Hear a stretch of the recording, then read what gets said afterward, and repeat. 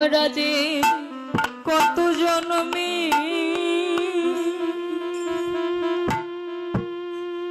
আমরা যে কত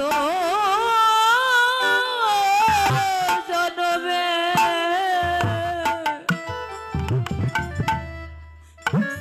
কত জন্মের অপরাধী আমরা গোবিন্দের চরণ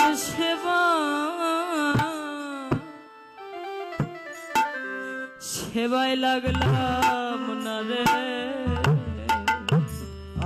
আমরা কত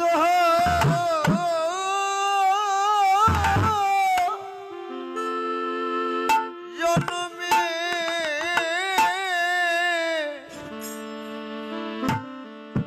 জন্মে অপরাধী আমরা গোবিন্দ সেবা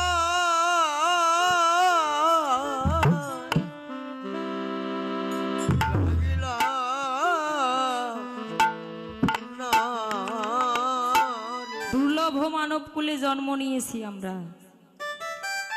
অনেক রকমের প্রাণী আছে জগতে, তাদের জন্মটাকে দুর্লভ বলা হয়নি কেন? মানব জন্মটাকে কেন দুর্লভ বললেন? দুর্লভ কাকে বলে? যে বস্তুটা অনেক কাম কামনার ফলে, অনেক বাসনার ফলে, অনেক কষ্টের পরে, অনেক ত্যাগ তিতিক্ষা করার পরে যে বস্তুটা আমরা লাভ করতে পারি সেটাই তো হলো দুর্লভ। আমরা কৃষ্ণ সেবার জন্ম পেলাম, কৃষ্ণ ভজনার জনম পেয়ে এই সাধের জনম বুঝি আমাদের বৃথাই গেল রে ভাই। আমরা এই জনমে তো আমাদের গোবিন্দের সঙ্গ বুঝি আর হবে না। গোবিন্দের সঙ্গ করিতে আসলাম,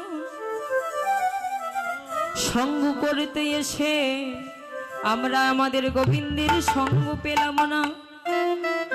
বল ভাই, একজন আরেকজনের কণ্ঠ জড়িয়ে ধরে কাঁদছে, আবার কেউ বা ধুলার মাঝে গড়িয়ে গড়িয়ে কাঁদছে কাঁদছে আর আক্ষেপ করে বলছে, ও ভাই আমাদের বুঝি আসা যাওয়া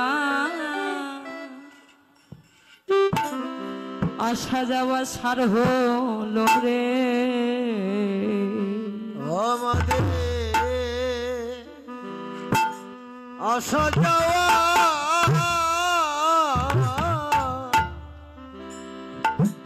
সারা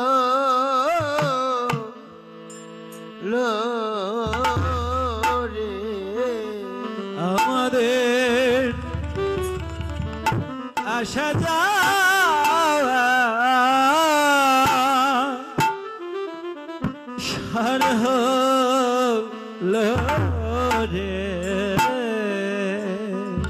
আমরা তো গোবিন্দের সেবা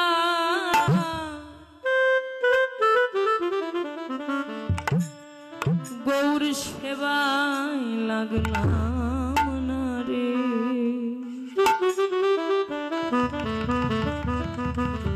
আমাদের বুঝি আসা যাওয়া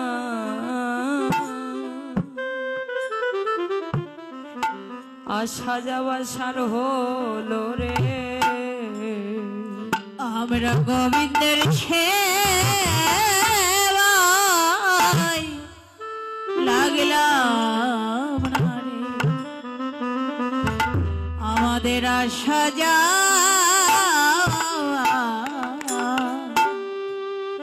আমাদের সার হলো রে। আমরা গৌরের সেবা গৌর সেবা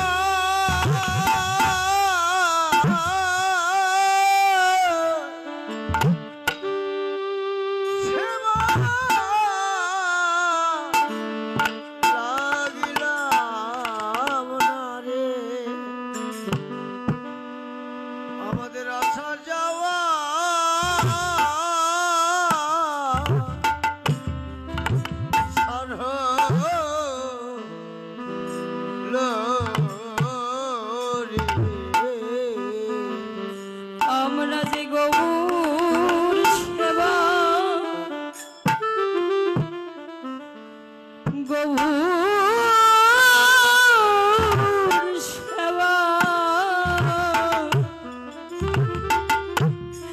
সেবাই মোরা লাগলাম না রে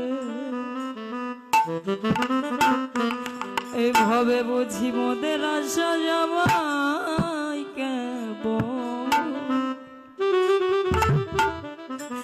বুঝি সার হলো রে আমরা গোবিন্দ সেবায় লাগিলাম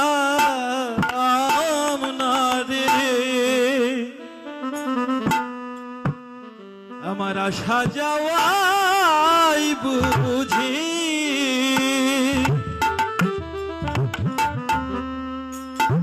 সার হলো রে গোবিন্দ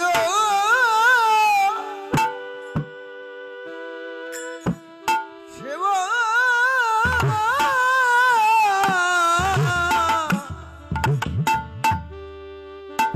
মোরা লাগিলা না রে মোদের আশা যাওয়া কেবল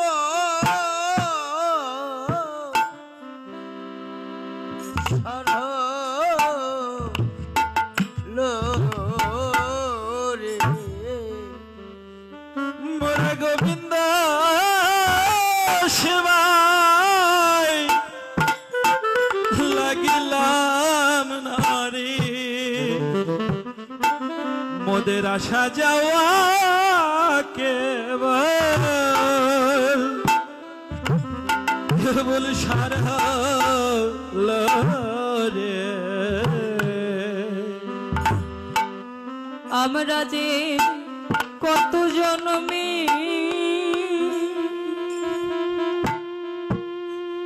আমরা যে কত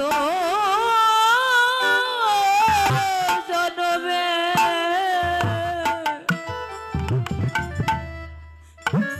কত জন্মের অপরাধী আমরা গোবিন্দের চরণ সেবা সেবায় লাগলাম না রে আমরা কত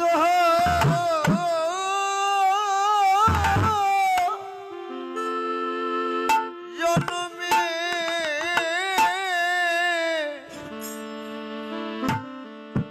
জন্মে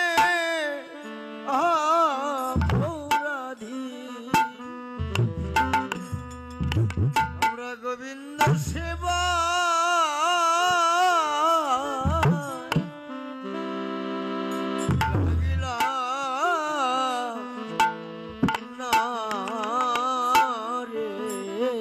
আমরা কত জন্মে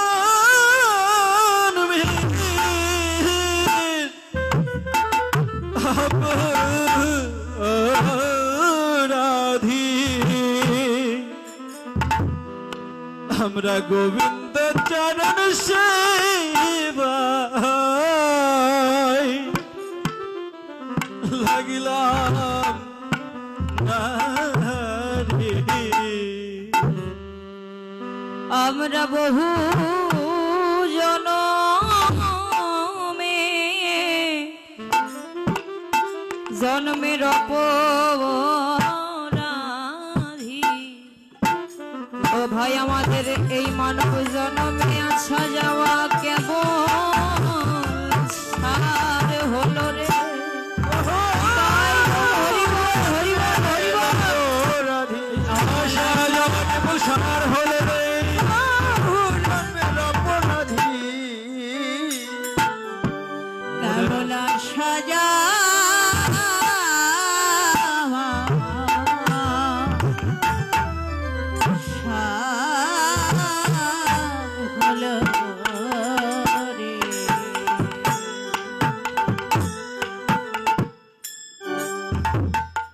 তাই তো মানব জনমের সার্থকতা কিসে গো মা? আমরা যে পেয়েছি এমন সাধের মানব জনম, দুর্লভ মানব কুলে জন্ম নিয়েছি আমরা। অনেক রকমের প্রাণী আছে জগতে, তাদের জন্মটাকে দুর্লভ বলা হয়নি কেন? মানব জন্মটাকে কেন দুর্লভ বললেন? দুর্লভ কাকে বলে? যে বস্তুটা অনেক কাম কামনার ফলে, অনেক বাসনার ফলে, অনেক কষ্টের পরে, অনেক ত্যাগ তিতিক্ষা করার পরে যে বস্তুটা আমরা লাভ করতে পারি সেটাই তো হলো দুর্লভ। তাহলে মানব জন্মটাকে বলা হয়েছে দুর্লভ জনম, আর কোনো জনমকে দুর্লভ বলেনি। মানব জনম দুর্লভ জনম, অনেক কাম কামনা বাসনার ফলে পেয়েছি এমন মানব কুলে জন্ম। কেন? মানব জন্ম পেতে আমাদের 84 লক্ষ জনে ভ্রমণ করে আসতে হয়েছে। 1-2 জনম নয়, 84 লক্ষ কোটি জনি ভ্রমণ করে পেয়েছি এমন সাধের মানব কুলে জন্ম। এমন মানব কুলে জন্ম হয় 4 লক্ষ বার। আমরা এখন যে জন্মটা পেয়েছি, এখন যে রূপে আছি, এটা হলো সভ্য মানব কুলে জন্ম। মানব আছে অনেক রকমের, কিন্তু সেগুলো না। আমরা এখন বর্তমান আমরা পেয়েছি ভগবানের ভজনের জন্ম। ভগবানের আমাদের কোনো কিছুরই অভাব নাই। ভগবানের কর্ম করতে আমরা সব কর্মই করতে পারবো ভগবানের নিমিত্তে। আমরা তো বোবা না, আমরা কানাও না, আমরা সভ্য একটা মানুষ। আমরা বদনে হরিবোল বলতে পারবো, পায়ে হেঁটে এমন সাধুগুরু বৈষ্ণবের চরণধূলি অঙ্গে মাখতে পারবো, হাত দিয়ে প্রভুর চরণে পুষ্পাঞ্জলিও অর্পণ করতে পারবো। কিন্তু এমন দুর্লভ মানব কুলে জন্ম নিয়ে কি করলাম? ভগবানকে ভুলে গেলাম, ভগবানের ভজনার কথা ভুলে গেলাম। মনে আছে আমরা একদিন কিন্তু ভগবানকে কথা দিয়ে এসেছিলাম, হে ভগবান, এবার তুমি আমাকে ধরাতে পাঠিয়ে দাও। এবার ধরাই গিয়ে তোমার নাম করব, তোমার ভজন করব, তোমার সাধন করব। কবে? সেদিন যেদিন আমরা ছিলাম মাতৃগর্ভে, যেদিন আমরা জননীর জঠরে ছিলাম, সেই সপ্তম মাসে। সপ্তম মাসে আমাদের সবার সাথে ভগবানের সাক্ষাৎ হয়েছিল, দেখা হয়েছিল। সেদিন ভগবানকে সবাই ডেকেছিলাম, কোথায় ভগবান, কোথায় জগদীশ্বর, কোথায় বিপদ ভঞ্জন, একবার দেখা দাও। এই ত্রিতাপ জ্বালা যে আমি আর সহ্য করতে পারছি না, এই ত্রিতাপ যন্ত্রণা থেকে আমাকে মুক্ত করে দাও। এবার ধরাই গিয়ে আমি তোমারই নাম করব, তোমারই ভজন করব, তোমার সাধন করব, তোমার সংসার করব। কিন্তু ভূমিষ্ঠ হয়ে কি করলাম? ভূমিষ্ঠ হওয়া মাত্র মায়ার বশে আবদ্ধ হয়ে, গাড়ি আমার, বাড়ি আমার, স্বামী আমার, স্ত্রী আমার, বন্ধু আমার, আত্মীয় স্বজন আমার, আমার আমার আমার করে সারাটা জীবন শুধুই মায়ার দাসত্ব করে গেল। শুধু মায়ার দাসত্ব করলাম, একবার জানলাম না আমি কার। একদিন জানলাম না আমি কার। সব আমার, কিন্তু আমি কার? ভেবেছিলেন কে? সনাতন গোস্বামী। স্বরগোস্বামীর মাঝে এক গোস্বামী, যার নাম হচ্ছে সনাতন গোস্বামী। তিনি ভেবেছিলেন আমি কে, কি আমার পরিচয়, আমি কোথা থেকে এসেছি, আবার এই জাগতিক কর্ম সেরে আমাকে কোথায় যেতে হবে। আমরা কিন্তু কেউ কোনোদিন ভাবিনি। ভেবেছিলেন স্বরগোস্বামীর মাঝে এক গোস্বামী, নাম তার সনাতন গোস্বামী। তিনি একজন মস্ত বড় জমিদার ছিলেন, অনেক বড় জমিদার ছিলেন তিনি। জমিদারি করতে করতে হঠাৎ একদিন তার মনে এই প্রশ্নটা জাগে, কে আমি, কি আমার পরিচয়, আমি কোথা থেকে এসেছি, আবার এখান থেকে আমি কোথায় যাব। যেই না এই প্রশ্নটা তার মনে জেগেছে, তৎক্ষণাৎ তার ঘর বাড়ি, রাজত্ব, জমিদারি সব কিছু ছেড়ে দিয়ে, সাথে একটা কম্বল নিয়ে সনাতন গোস্বামী আমার পথে বেরোলে। পথে বেরিয়ে ঘুরতে ঘুরতে ঘুরতে ঘুরতে তিনি জানতে পারলেন আমার গৌরহরি তিনি কাশী ধামে বিরাজ করছেন, তিনি কাশী ধামে আছেন।